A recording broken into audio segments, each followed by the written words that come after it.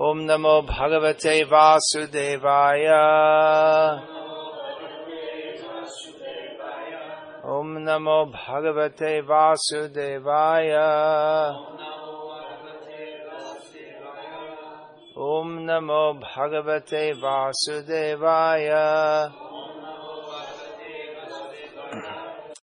So I've been asked to speak on Srimad Bhagavad-gita as it is, translation and commentary by His Divine Grace A.C. Bhakti-Vedanta Swami Prabhupada. Chapter 5, text 29, which is as follows. You don't know that? You're not supposed to say the Bhagavad-gita. Basic principle. No, it's kind of... Bhoktaram yagyatapasam sarvaloka maheshwaram suhridang sarvabhutanam yatva mang shantim richati. Lord Krishna says, a person in full consciousness of me, knowing me to be the ultimate beneficiary of all sacrifices and austerities, the supreme lord of all planets and demigods and the benefactor and well-wisher of all living entities, attains peace from the pangs of material miseries. Purport. The conditioned souls within the clutches of the illusory energy are all anxious to attain peace in the material world. But they do not know the formula for peace which is explained in this part of the Bhagavad-gita. The greatest peace formula is simply this. Lord Krishna is the beneficiary in all human activities. Men should offer everything to the transcendental service of the Lord because He is the proprietor of all planets and the demigods thereon. No one is greater than He. He is greater than the greatest of all the demigods, Lord Shiva and Lord Brahma. In the Vedas, Shvetashvatara Upanishad, the Supreme Lord is described as Tamishvaranam Paramam Maheshwaram. Under the spell of illusion, living entities are trying to be lords of all they survey, but actually they are dominated by the material energy of the Lord. The Lord is the master of material nature, and the conditioned souls are under the stringent rules of material nature. Unless one understands these bare facts, it is not possible to achieve peace in the world, either individually or collectively. This is the sense of Krishna consciousness. Lord Krishna is the supreme predominator, and all living entities, including the great demigods, are His subordinates. One can attain perfect peace only in complete Krishna consciousness. This 5th chapter is a practical explanation of Krishna consciousness, generally known as Karma Yoga. The question of mental speculation as to how Karma Yoga can give liberation is answered herewith. To work in Krishna consciousness is to work with a complete knowledge of the Lord as the predominator. Such work is not different from transcendental knowledge. Direct Krishna consciousness is Bhakti Yoga, and Jnana Yoga is a path leading to Bhakti Yoga. Krishna consciousness means to work in full knowledge of one's relationship with the Supreme Absolute, and the perfection of this consciousness is full knowledge of Krishna, or the Supreme Personality of Godhead. A pure soul is the eternal servant of God. As his fragmental part and parcel, he comes into contact with Maya, illusion, due to the desire to lord it over Maya, and that is the cause of his many sufferings. As long as he is in contact with matter, he has to execute work in terms of material necessities.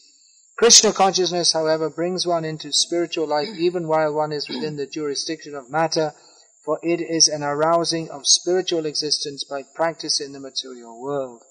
The more one is advanced, the more he is freed from the clutches of matter. The Lord is not partial toward anyone. Everything depends on one's practical performance of duties in Krishna consciousness, which helps one control the senses in every respect and conquer the influence of desire and anger. And one who stands fast in Krishna consciousness, controlling the above-mentioned passions, remains factually in the transcendental stage, or Brahma Nirvana. The eightfold yoga mysticism is automatically practiced in Krishna consciousness because the ultimate purpose is served. There is a gradual process of elevation in the practice of yama, niyama, asana, pranayama, pratyahara, dharana, dhyana, and samadhi. But these only preface perfection by devotional service, which can alone award peace to the human being. It is the highest perfection of life.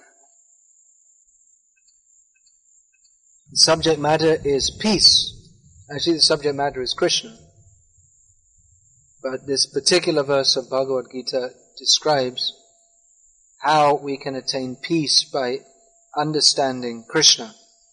People in Chennai are not much interested in peace because they didn't have any bomb blasts here yet. But in many parts of the world, people are living in tension. In the local trains in Bombay, people, in the back of their mind, they're thinking that it might blow up any time. Or you can be walking in the street and there can just be an explosion. So far so good. Chennai is still relatively peaceful. But practically it's only a matter of time because these things are coming everywhere. I remember as a kid growing up in England that we used to be very proud that, well, we don't have shootouts, the criminals in England are more civilized than those in America because they don't use guns. They don't shoot people dead, but it didn't last very long. And nowadays the criminals in England are just as advanced as those in America. So there's no peace. All the bad things are coming. Kali Yuga is rolling on, just in case you didn't notice. Well, that's the point. You don't notice so much. You're in a big illusion that life is more or less wonderful and we'll get our degree and go to America and earn lots of money and be happy. But there's no peace. In America, there's one medicine, now I forgot the name, but when I was in America I was hearing the name all the time. Oh, I forgot it. There's some medicine, so many people use it. What's that? Just escaping. I have to go back to America and then you hear people talking about it all the time. One antidepressant. It's on the tip of my tongue. Anyway, there's so many people are using this antidepressant medicine that it's just, everyone knows the name. It's like saying jalebi in India. Everyone's heard of jalebi. You don't have to explain what a jalebi is. If you go to America, you have to explain what a jalebi is. They might have a hard time understanding because there's no such thing in America as a jalebi. Where's that mosquito coil? It's an edible mosquito coil. Something like this, but tastier. This wouldn't recommend eating this. Huh? Small size? Well, it depends where you are. Maybe in Chennai they make them small, but you go to Delhi you get nice big ones also. So, people are getting money, but there's no peace. Individually. Even in Chennai there may not be bomb blasts yet. But individually people are suffering. This modern life, you're working so hard and you get the prestige of being a highly educated professional, Shudra actually, because at least according to the Vedic concept that if you're employed by someone, then you're a Shudra. So you're all being trained up to become technical Shudras.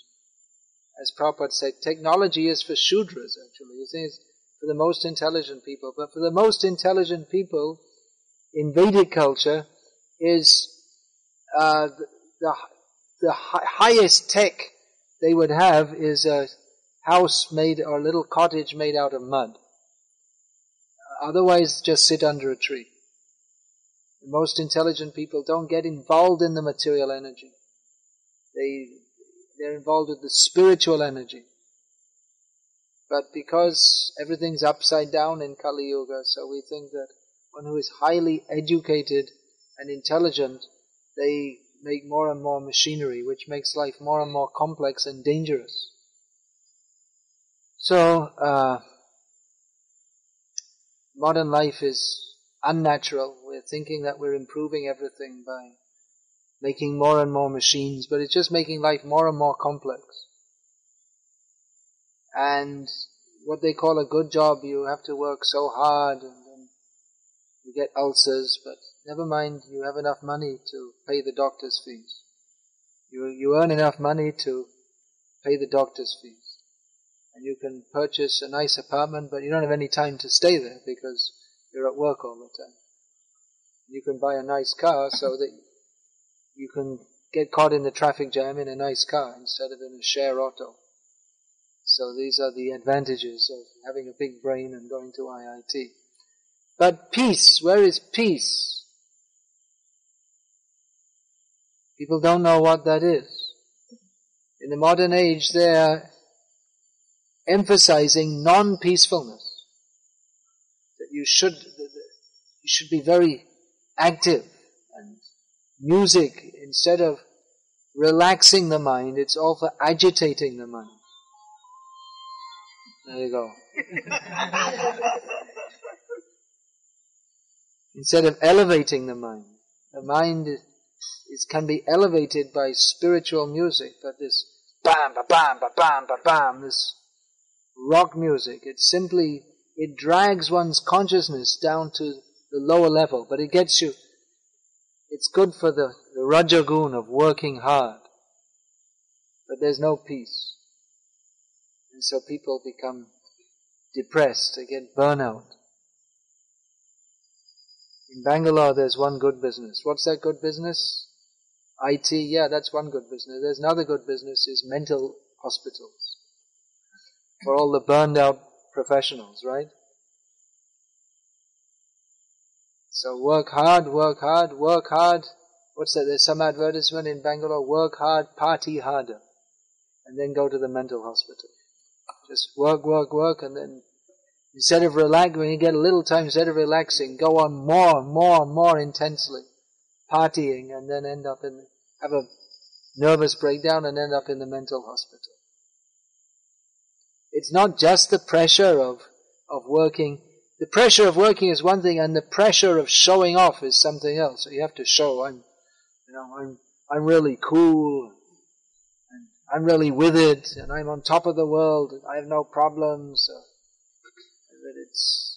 Everyone's got to show, cut a profile, but inside, people are fake. So sometimes they just snap. And then all the money, they never saved any money, so their family's savings goes on the mental hospital fees. So, success. My success story. IIT graduate, HP professional, 2 years in the mental hospital, heart attack, Apollo hospital. These are all my success stories. So how to get peace? People are not even thinking of peace. Or they do a little so-called meditation in the morning. They go to that rascal cheater, what's his name? Shaviranka, something like that. Some guy grew a beard in Bangalore, talk a lot of nonsense and charge people a lot of money to go to his so-called meditation. And I didn't say, you said. I don't get the libel notice. But anyway, he's a cheater. He's the most popular cheater at the present time. Somehow he's become very popular. People think it's very prestigious to go to this rascal instead of some other rascal. He's the rascal cheater for the sophisticated fools. And less sophisticated, they go to some other cheater. There's so many cheaters. I was just in Vellore, there's big posters all over this town of some so-called Nityananda Paramahams, huge pictures, and little picture of Srinivas, Balaji. Deity is coming, but they're advertising this rascal instead. How do we know he's a rascal? Well, he's showing his picture bigger than Srinivas. So he wants to promote himself instead of promoting the Lord. So all these people go to them, they adulate them, but real position of a guru is to teach Bhagavad-gita as it is, in which Krishna is revealed as the supreme truth. But people are not interested in truth. People often ask, well, why are there so few people following your ISKCON? And so many people are following this and that. The reason is because people they want to be cheated. They don't want the truth. They're not sincere. The fact that people want to be cheated is proved by the advertising industry. The advertising industry could have no success. There wouldn't be an advertising industry if people did not want to be cheated. They know, you should know when you see an advertisement that you won't get what the advertisement promises. They show beautiful woman in sari, but by putting on the sari you don't become beautiful. So you like to imagine like that. Or they show that if you use this toothpaste, then all beautiful women are smiling at you, but it doesn't happen. It's just cheating. But people like that, they're attached to illusion, they're attached to cheating. So they know it's not true, but they don't want to know what is the actual fact. So people like to be cheated. Some so-called guru comes and says, you come to our meditation session, some seminar, personality development, 2,000 rupees. You go and then you have some guru, you pay some, but there's no terms and conditions. You can know for sure that someone's a cheater if they teach you that this is a spiritual path, but you don't have to follow any rules. We say no meat eating, no gambling, no illicit sex, no intoxication, and people say no thank you. And if you say, do what you like, whatever you think, everything's okay, and you just say Om, and pay me 2,000 rupees, you'll say, yes, very good. Because people want to be cheated. So, this teaching of Bhagavad-gita is for people who are sincere to know the truth. What is stated here? How to attain peace. Actually, the ultimate goal of life is not to attain peace, but that is a beginning platform. The ultimate goal of life is to fully surrender to Krishna. Unless the mind is somewhat peaceful, we cannot even begin to understand elevated topics. If the mind is always agitated, then how can we begin to understand God? So if the mind should be somewhat peaceful, and the mind can become somewhat peaceful by understanding these three facts. 3 points are made here. Krishna says, how to attain peace. He says that one should understand Krishna as Bhokta. He is the enjoyer. This is the big illusion of the material world, which is promoted so much in the modern age. Enjoy yourself. Enjoy. Eat, drink, sleep, be merry, and enjoy, for tomorrow we shall all be dead. This is the unspoken philosophy of modern life. There is no philosophy as such. No one's even heard the word philosophy. But this is the mindset of the modern age, that we should enjoy ourselves as much as possible. Enjoy the senses. But actually we don't enjoy. Our capacity for enjoyment is very limited. What would you like to eat? Any idea? What would you like to eat? Down here it's idli dosa country. What's the special, some special food on some special occasion? Jalebis? What would you like? Think of something you'd like to eat. You like sweets, payasam? Okay, what if we give you 1 bucket of payasam? Would you like to eat that? This much? We have limited capacity. No matter how hungry we are, or how greedy we are, the payasam, after a certain amount, in the beginning, and after a little, then after if you say no, and then it becomes a torture. Payasam torture. Could you imagine? If you're forced, someone's had a gun at your head, you go on eating. It becomes a torture. So we have limited capacity to enjoy. And same thing, if you bring the best payasam, made with nice ghee, and kesar, kaju, kismis, all these things, but then every day, you're eating, every day they bring, after something, then you're not interested. Bring something else, bring some plain rice and sambar. It becomes boring. We have limited capacity to enjoy. And actually the more we try to enjoy, the less we enjoy.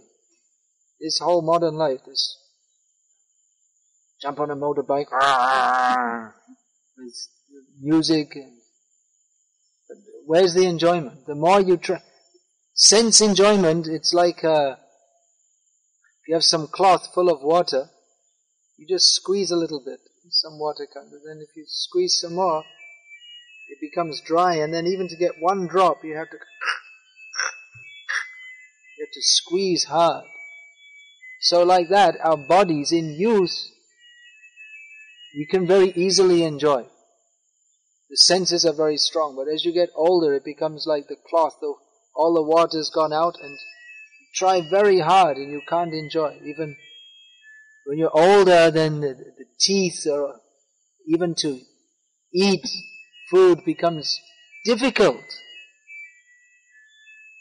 Now you can enjoy, but in old age, you can't eat, and there's no appetite, and it gives you indigestion. So the ability to enjoy decreases. In youth, the sexual feeling is very strong, but if you indulge that, then all one's energy is lost. And in old age, you have to suffer so many diseases. So it's the mistake of material life that we are meant to enjoy.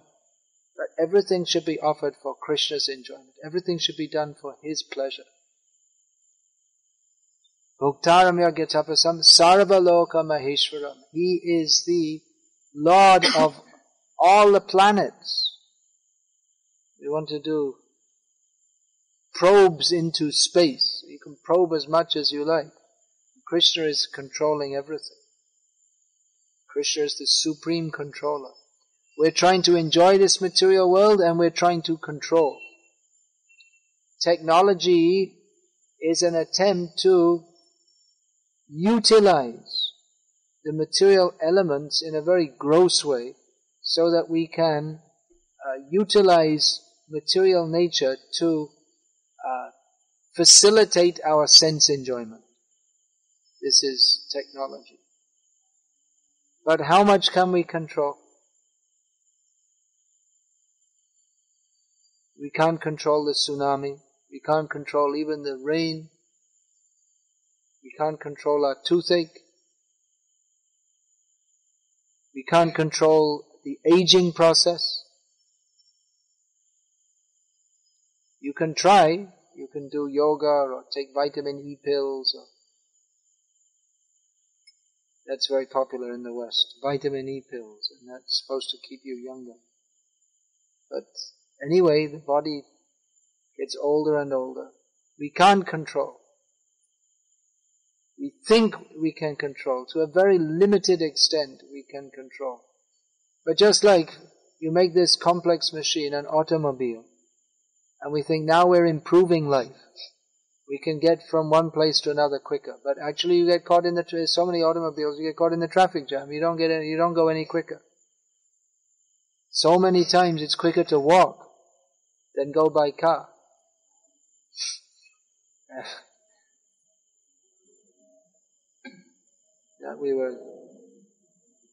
Last time I was in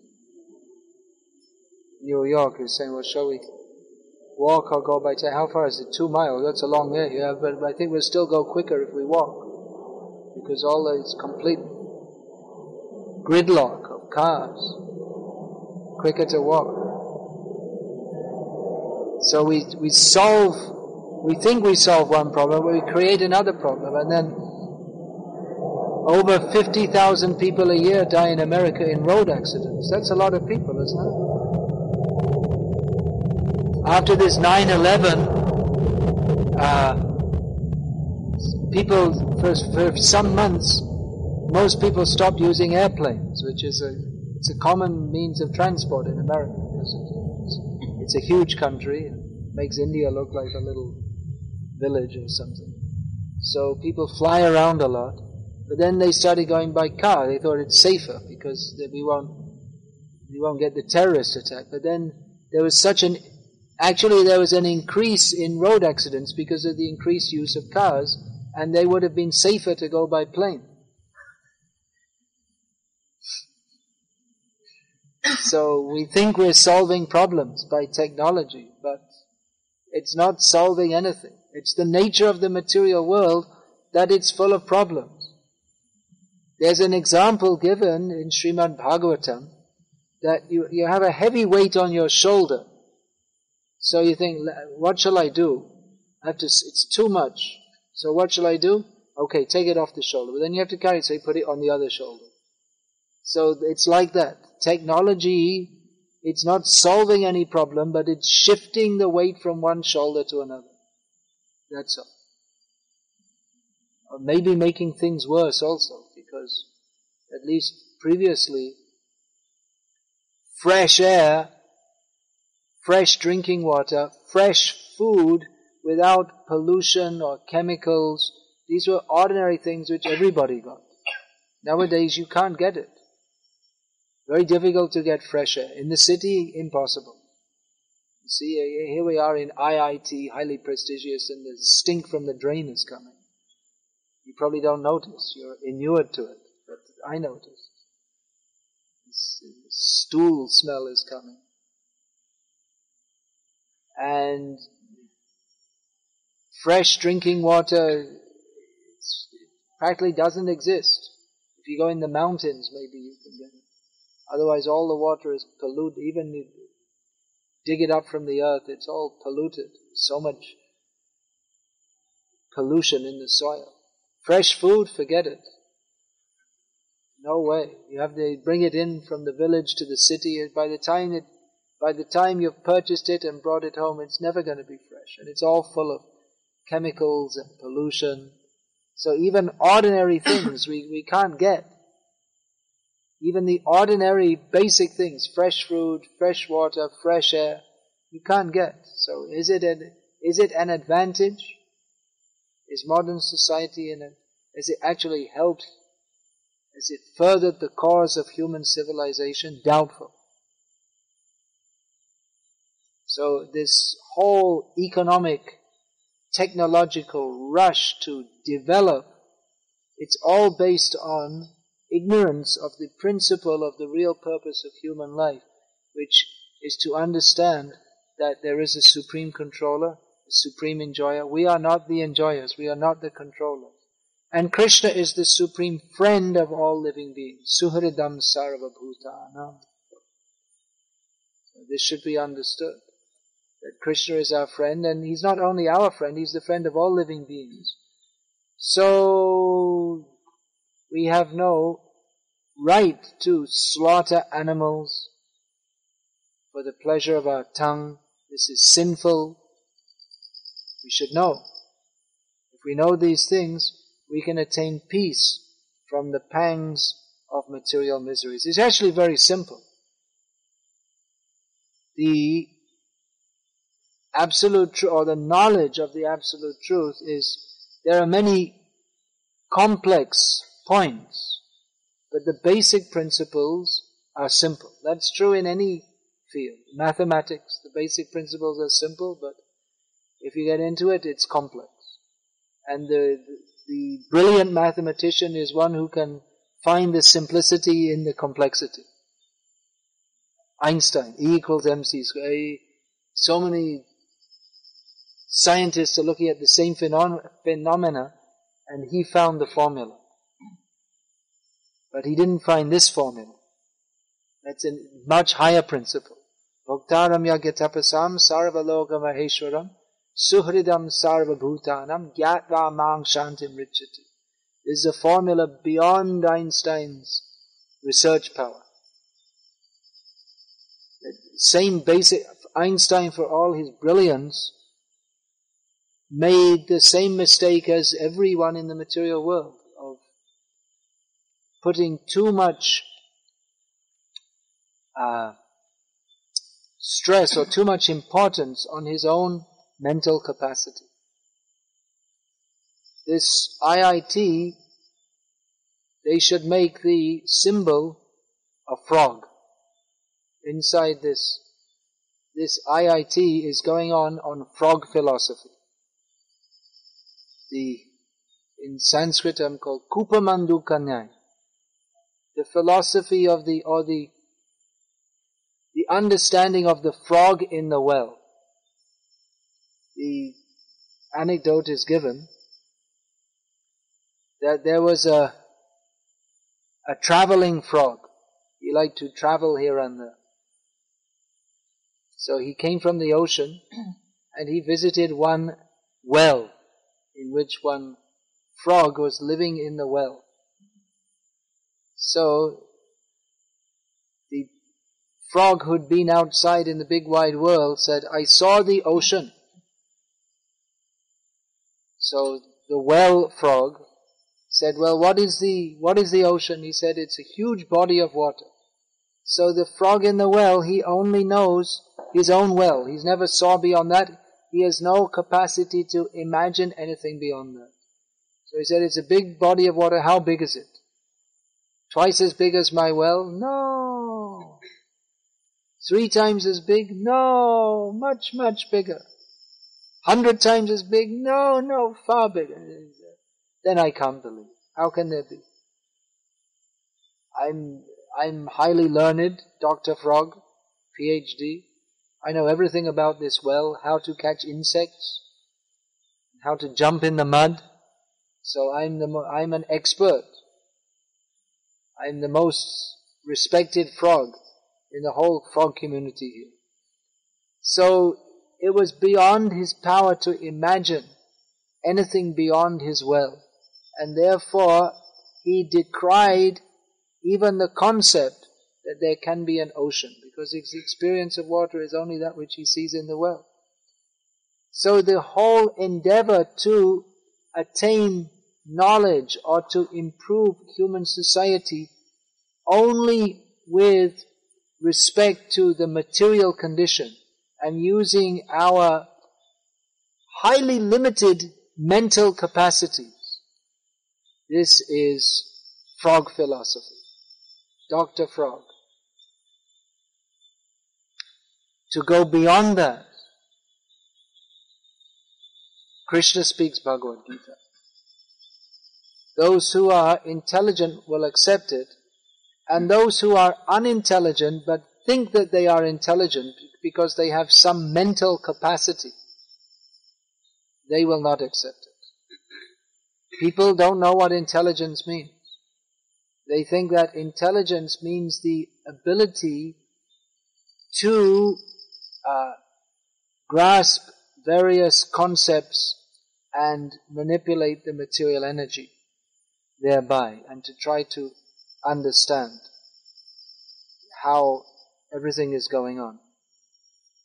But more intelligent, a higher level of intelligence, even if one's brain functions are not so developed as, just like I'm sure, and I'm sure you're all sure too, that in terms of what we could call the scientific method, you're all more intelligent than me. I'm not a science scholar, nor are you actually. I mean, you're just beginners. It's in a small area. But anyway, you're definitely more intelligent than me in all these things. But more intelligent, higher intelligence is to see that beyond this material way of thinking and analyzing this material world and attempting to manipulate this material energy, There are bigger questions, more important subject matters even to look at. If one is expert in manipulating the material energy, that is not a sign of very high intelligence, because in some ways the bees and the ants are more advanced than human society. We'd have a hard job to make a beehive. Anyone ever made a beehive? What about making milk? In that way the cow is more advanced than us. Then what about flying? We have to make some big arrangement to make a plane or a helicopter. But the birds, they don't even think. So in that way they're more developed. But real intelligence means to see that for all our endeavors to manipulate this material world, we have to suffer. Janma mrityu jara vyadhi dukkha doshanu darshana.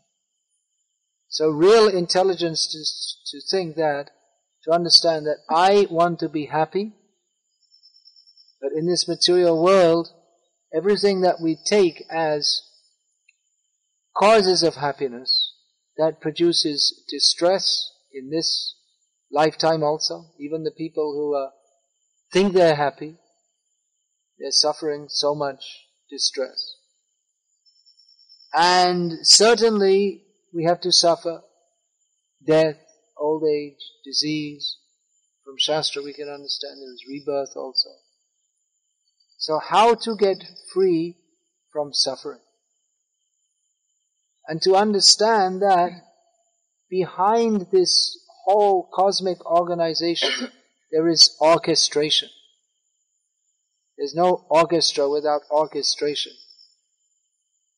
Studying the material world, scientific laws, there's no laws without a lawmaker. It's a simple principle to understand, but because of atheistic education, we get our brains filled with so much misinformation, and somehow or other we think that there's no God in control, which is foolishness. Even a child can understand it. Just like this, you see, there's light arrangement here. So it didn't happen by chance.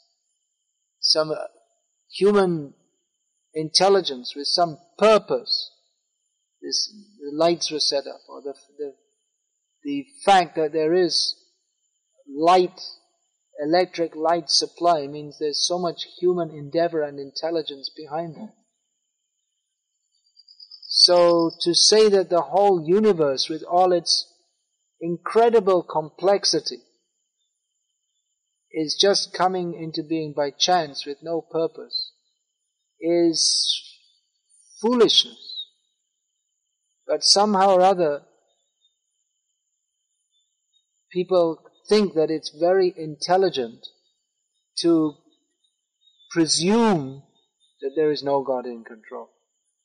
So this principle that Krishna is speaking, it's a simple point to understand. There is God, He is the enjoyer, He is the controller, He is the friend of all living beings. And what else is He?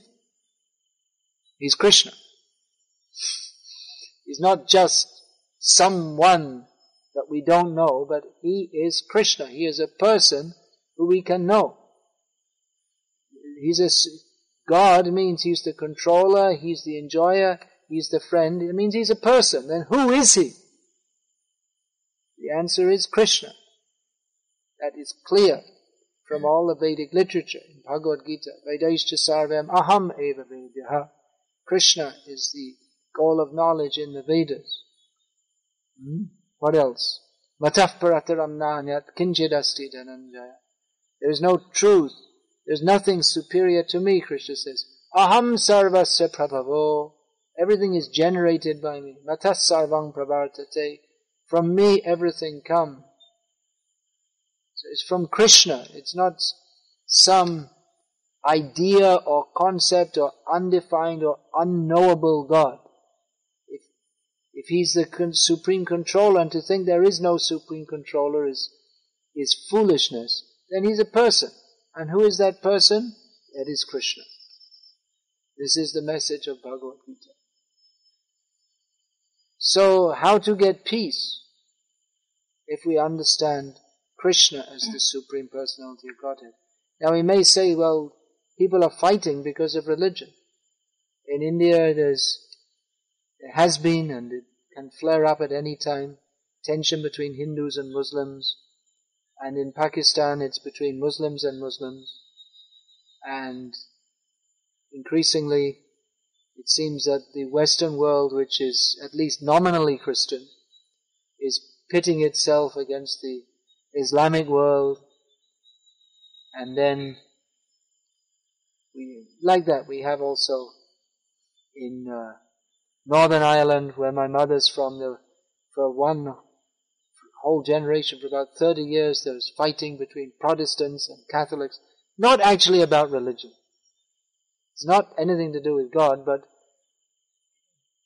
in the name of religion, people form in social groups, which they, because of the nature of the material world, they form enmity between themselves. So, if people actually understood this principle of that Krishna is the Supreme Lord, then there's no need for so-called religious fighting. Religious fighting is only due to ignorance and non-acceptance, or it's actually irreligious. There's no such thing as religious fighting. Well, there is. Arjuna's fighting on Krishna's order. But in the name of religion, to break my religion, your religion is wrong, I'll kill you. You don't accept this, we'll kill you. So this is due to ignorance of who that person is and what he wants from us. That simply by killing people, it doesn't help them to understand Krishna. So what is the use of killing them? Of course, Krishna is telling Arjuna to fight. That's for another reason. So, religion doesn't cause war, but misunderstanding of religion, or religious feelings on a very low level. On a low level, tamasic, religion influenced by tamagun, then because tamagun, people are violent, so one thinks that one has to kill in the name of religion. But if one actually understands that Krishna is the supreme friend of all living beings, that love is the highest principle, and that love is not vague or ill-defined. That love means that we have to offer everything to Krishna. Materialistic religion, they think love of God means that you say some prayers and He gives you everything that you want for your sense gratification, all your material fulfillments. But real love means to understand that I don't need anything, I don't want anything of this material world. So, even if He takes everything away, anyway it wasn't mine in the first place, because nothing belongs to me. So if He takes everything away, that's His mercy to make me detached from this world. I belong to Him. Let me serve Him in any capacity. And one who has that sense of doing everything for the service of the Lord, Krishna might give so many things. Sudama Vipra. Here in South India they call Kuchala. I don't know where that name came from, but in Bhagavatam, the name is given Sudama. So he was very poor, but he was happy remembering Krishna. So his wife sent him, you go, Krishna's a big king now. You were together at school as brahmacharis. As brahmacharis, they're living very simply together. Later, Sudama became a brahmana and became his position was, he was very poor. And Krishna, so rich, of course Krishna is Lakshmipati. So he's always rich. He didn't have to do trading in the stock exchange to become rich. And he's not, as some rascal has proposed, Daridra Narayana. There's another rascal idea. Narayan is never Daridra. He's Lakshmipati. People are praying to Lakshmi, Dhanam Dehi. And Krishna, he's not even concerned about Dhanam, because he's anyway the master of everything. Everything belongs to him. So Sudama Vipra went, and he went to see Krishna, and he was just very happy to see Krishna. He didn't ask him for anything. He forgot, because he was just so happy to see Krishna. And he remembered that in Bhagavad-gita, Patrang Pushpang Palang Tayang, one has to bring something to offer Krishna with bhakti. So he brought some rough rice, which he had begged, and he offered to Krishna with bhakti. And Krishna, oh, very nice, very nice. Let me take more. But Rukmini, who is Lakshmi, she stopped. She said, don't take more. It's not fit for you. By your satisfaction with this is enough to assure all happiness eternally. So he left, and he was walking back to Sudamapuri, nowadays known as Porbandar. It's about 150 kilometers from Dwarka, as it's the present town of Dwarka. So as he was walking back, you see, oh, how wonderful is Krishna. So wonderful. I'm so happy to see him. He loves his devotees so much. He knows that I'm a materialistic rascal, and that if I had got any opulence from him, I would have simply become more and more materialistic. So he's so kind, he didn't give me anything. If a brahmana goes to a king should, even without asking, he should give him something. Or he should just say, what do you want? They say, what do you want? He doesn't give any condition. What do you want? It's a king, that's a king. He has to give. That's to a real brahmana.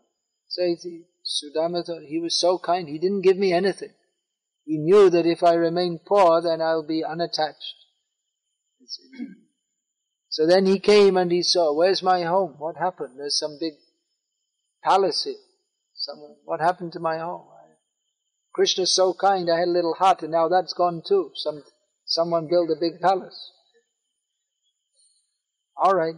And his wife came. I didn't recognize her at first, because instead of her tattered sari, she was dressed in nice clothes, looking a little bit healthy. Said, oh, Krishna sent this. All right. Okay, whatever Krishna wants. So he lived in opulence and used that opulence to serve Krishna. So, devotee is not attached to this material world, and he's not attached to being detached either. I mean, his detachment is that he's not attached to living in poverty. If Krishna sends opulence, he can use it for Krishna's service, but not for his own sense enjoyment. So in this way one can live in this world, either in opulence or poverty, or one may be materially, what's considered materially well educated or not so, but these are not criteria for bhakti. Criteria, or the criterion, is to understand Krishna, he is the supreme controller, enjoyer, and friend. And to act in that capacity is called bhakti. So,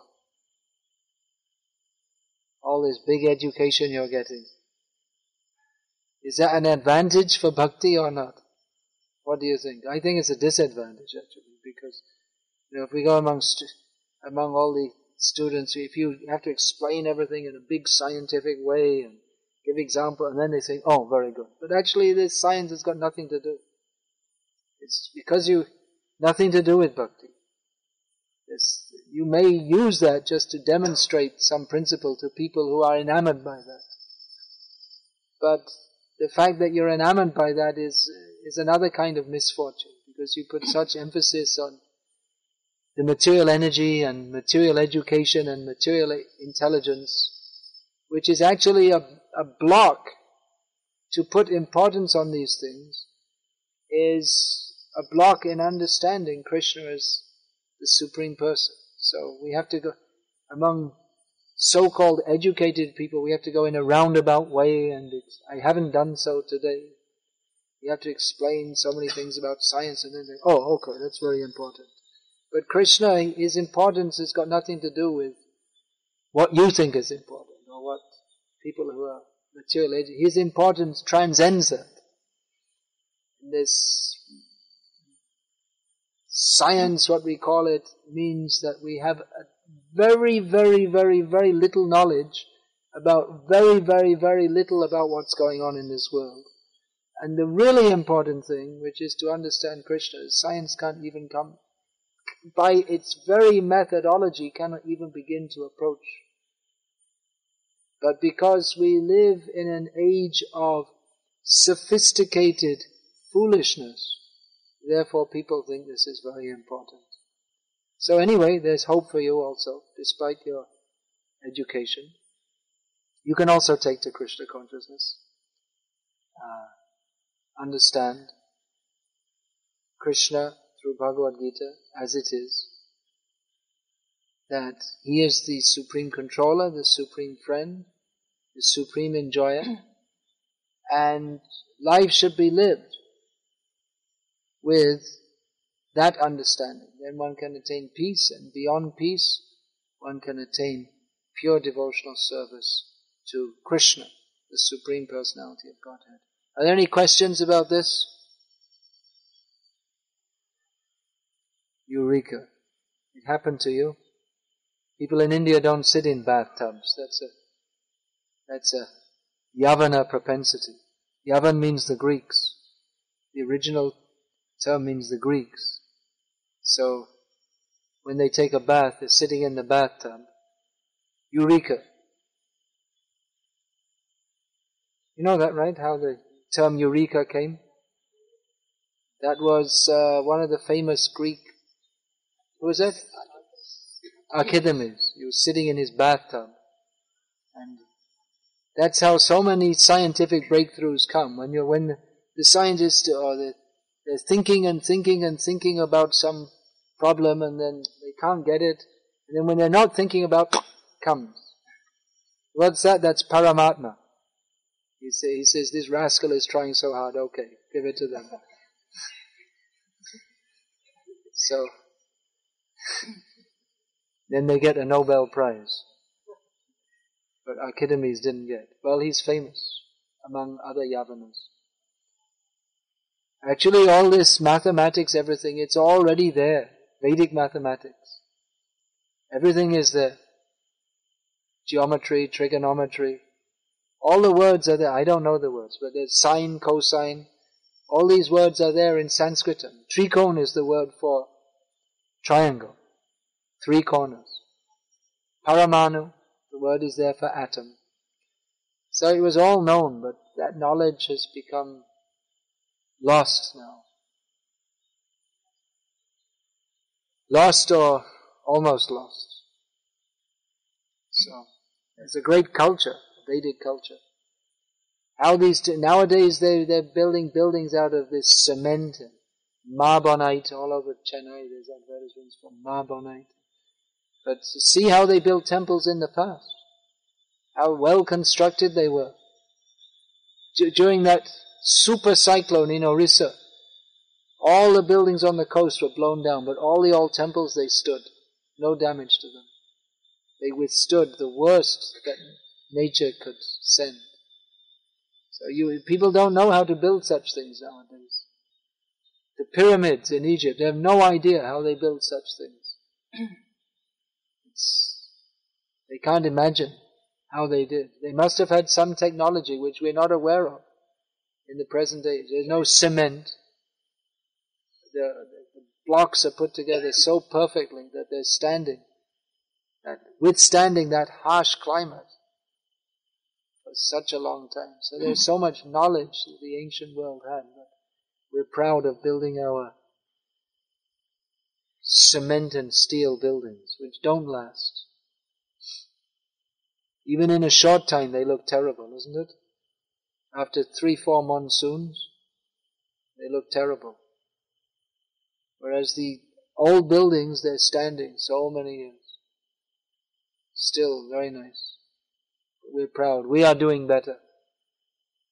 So, modern man should become a little humble, actually, and admit that for all our technological development, human society is just one big mess. And it's getting worse and worse and worse. So the whole idea that we shall improve human society by technological development is a proven failure. It's not at all improved. So people should come to a higher platform. There's no material solution to the material problem. This George Bush Jr. thought he would solve the Saddam Hussein problem and the terrorism problem by attacking Iraq, but they've made the capacity for terrorism is increased more. They themselves are admitting. There's no solution. What's the solution to all this pollution of petrol? Well, years ago, they invented cars that can run on clean fuel. And General Motors bought the patent, so you can't produce it. You can run cars on potato fuel, much cleaner. On vegetable oil, cheaper, cleaner, but the oil companies are making money, polluting the world. So, this cheating others, this is the main principle of modern life. Politics means cheating. Business means cheating. Just religion is cheating. Like I was saying, this Shavi Rankar and all these so-called Kalki avatar ran away from Tamil Nadu. Now everyone forgot him because there's always some new bogus avatar coming. So every 5 or 6 years. So many bogus avatars, one after the other, one after the other. But the real Supreme Lord is Krishna, and He stays. I was just in Vellore, they told me like 30 years ago there was one very popular Swami from there, Kripa or something. Nowadays no one even heard of him. At that time he was very popular, now forgotten. So all these so-called avatars, they come and they go and people forget. When I was young in the West, among the Indian so-called spiritual teachers, the Meher Baba and who is that? Bala Yogeshwar and who else was that? That Maharshi, Transcendental Meditation. They were popular. Now they're forgotten. There's other ones now. Before that, the generation before that, there was Krishna Murti and Paramahamsa Yogananda. These things come and go. But Prabhupada went to the West. He didn't promote Bhakti-Vedanta Swami, come and worship me. He promoted Krishna. He is the eternal, supreme truth. Param Brahma, Param Dhama, Pavitram Paramam Bhavan, Purusham Shashvatam Divyam Adi Devam Ajambiku. Krishna is the supreme truth. Param Brahma, Param Dhama. He is the supreme abode. Pavitram Paramam Bhavan. You, Arjuna told Krishna. You are the supreme pure. You are Purusham Shashvatam. You are the eternal person. Divyam. Ever resplendent. Adi Devam. The origin of all the demigods. Ajam, unborn. Vibhum, all powerful. So this is true of Krishna. It was true when Arjuna said it. It was true even millions of years before that. It's true now and it will continue to be true. And all these so-called swamis, gurus, for a few days they show very popular, very big, and then they have to become a worm in stool for their offense of promoting themselves instead of promoting Krishna. So don't be cheated. Understand reality as it is. Srila Prabhupada presented Bhagavad-gita as it is.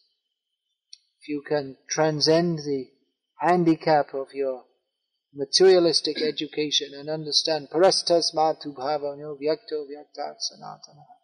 Beyond this material world where everything is created and destroyed again, there is the transcendent world. That will be your actual good fortune. So, don't be discouraged because you've had this demoniac and foolish education. Despite it, you can also become Krishna conscious.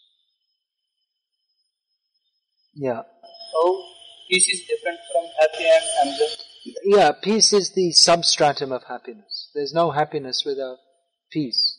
And we find that, don't we? We see that people have money, they have prestige, fame, and still they're not happy. Because they're not peaceful in mind.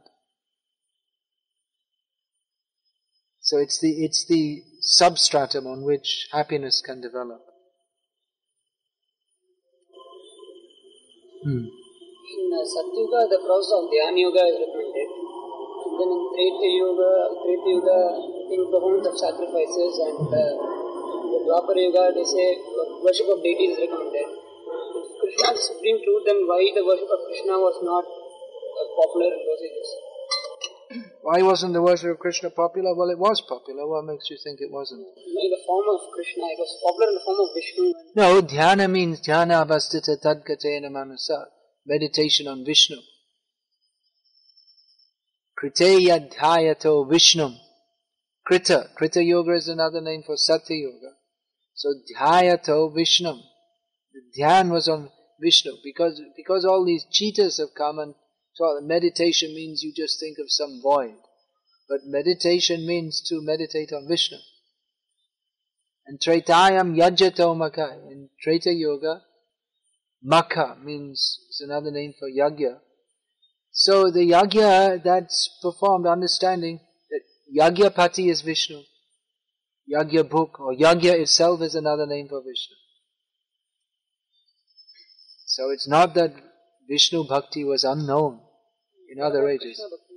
Krishna Bhakti, that is there always side by side with Vishnu Bhakti. Krishna and Vishnu are non-different. It's not that Krishna was unknown before he appeared in Dwapara Yoga. We see, Krishna himself, that what is that? Aham Vaisa. First verse of the 4th chapter. Aham Vaishvanaro Bhutni. Aham Vivasvate Yogam Proktavana Aham Avyayam Vivasvananave Praha Manurikshvakave Bravid. Krishna says, I spoke this knowledge to Vivasvan, the sun god, who spoke it to his son, Manu, who spoke it to Ikshvaku, and in this way it ended human society. So knowledge of Krishna was there. We find Prahlad Maharaj speaking to Hiranyakashipu, Matena Krishna Paratasvatova. He was speaking of Krishna. So Krishna was known. It's not that Krishna was unknown. But there are various Vishnu forms, and in Vishnu Bhakti, some devotees are more attracted to worship Vishnu as Lakshmi Narayana, some as Sitaram, some as Krishna, Bal Gopal Krishna, some as Rukmini Krishna, some as Radha Krishna. So it's the same Supreme Lord, but also there are worshippers of Kurma Dev. There's one Kurma temple near to Srikakulam in Andhra Pradesh. So like that, various forms of the Lord are worshipped. It's not something that just happened recently. It's always there. Anything else? So you said how to worship in other ages and how to worship in Kali Yuga. Krite yadhyayato Vishnum, Tretayam yajyato makai, Dwapare paricharyayam, in Dwarpa Yoga by Paricharya, which means Archan, and Kalotad Hari Kirtanat, in Kali Yoga by Hari Kirtan. So, it's time for practical. We had